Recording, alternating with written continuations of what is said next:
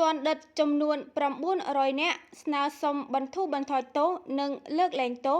ក្នុងឱកាសពិធីបុណ្យចូលឆ្នាំខ្មែរ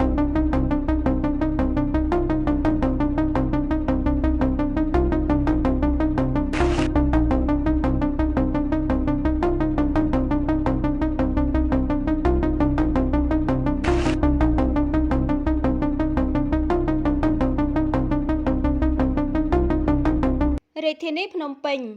ទាន់ដិតចំនួន900នាក់មកពីពន្ធនាគាររាជធានីខេត្តចំនួន21និងមណ្ឌលអប់រំកែប្រែចំនួន4បានស្នើសុំបន្ធូរបន្ថយទោសនិងលើកលែងទោសក្នុងឱកាសពិធីបុណ្យចូលឆ្នាំថ្មីប្រពៃណីជាតិខ្មែរនិងពិធីបុណ្យវិសាខបូជាឆ្នាំ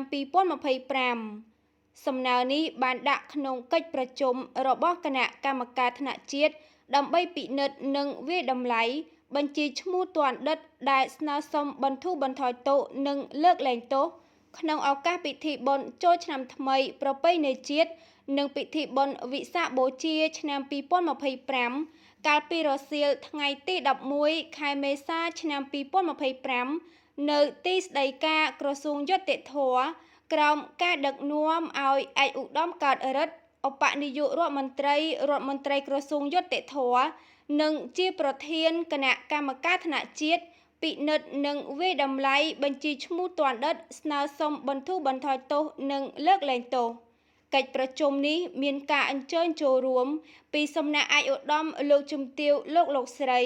ដែលជាអនុប្រធាននិងសមាជិកនៃគណៈកម្មការថ្នាក់ជាតិ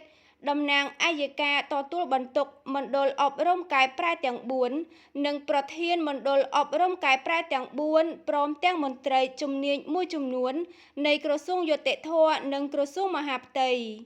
គណៈកម្មការថ្នាក់ជាតិបានពិនិត្យនិងវាយតម្លៃ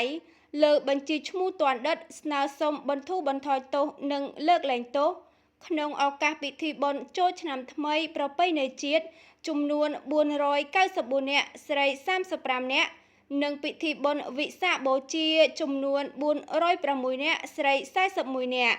សរុបទាំងពីរកម្មវិធីបុណ្យមានចំនួន900នាក់ស្រី76នាក់ដែលទទួលបានពីពន្ធនាគាររាជធានីខេត្តចំនួន21និងមណ្ឌលអប់រំកែប្រែចំនួន4សូមបញ្ជាក់ថាគណៈកម្មការជាតិបានទទួលពិនិត្យលើបញ្ជីឈ្មោះទាន់ដិតដែលបានស្នើសុំអនុគ្រោះទោសក្នុងឱកាសពិធីបុណ្យចូលឆ្នាំថ្មីប្រពៃណីជាតិនិងពិធីបុណ្យវិសាខបូជាឆ្នាំ2025ពីពន្ធនាគាររាជធានីខេត្តចំនួន21និងមណ្ឌលអប់រំកែប្រែចំនួន4ដែលមានទាន់ដិតសរុបចំនួន900នាក់ស្រី76នាក់ដោយក្នុងនោះស្នើសុំបន្ធូរបន្ថយទោស3ខែចំនួន597នាក់ស្រី39នាក់ស្នើសុំបន្ធូរបន្ថយទោស6ខែចំនួន189នាក់ស្រី17នាក់ស្នើសុំបន្ធូរបន្ថយទោស9ខែចំនួន74នាក់ស្រី15នាក់ស្នើសុំបន្ធូរបន្ថយទោស12ខែចំនួន14នាក់ស្រី3នាក់ស្នើសុំបន្ថយទោសពី1ជីវិត